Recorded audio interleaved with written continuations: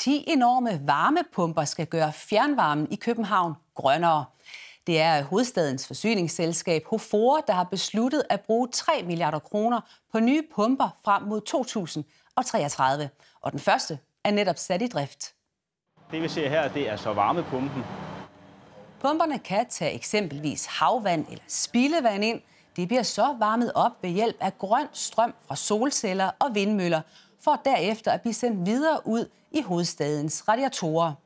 Og når alle 10 varmepumper er i drift, vil de kunne levere fjernvarme til mere end 130.000 lejligheder, og dermed sikre en grøn omstilling af hovedstadens fjernvarme.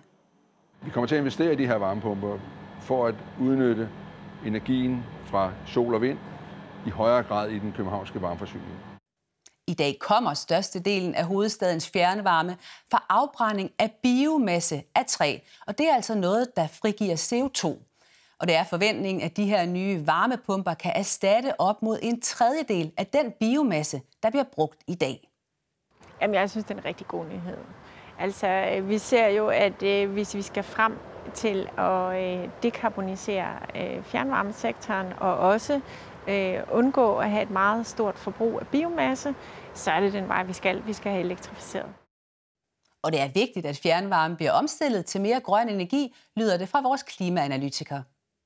Fjernvarmen har jo længe haft et grønt image, men det her det er altså afgørende, hvis fjernvarmen vil bevare det image. Fordi en stor del af det, som fjernvarmen de fyrer med, det er træ, altså træflis og træpiller, som bliver importeret til landet, en stor del af det. Og det er der altså mange, der kritiserer, eksperter, miljøorganisationer og faktisk også nogle af dem, der konkurrerer med fjernvarmen. Dem, der sælger de individuelle varmepumper, som man installerer i det enkelte hus.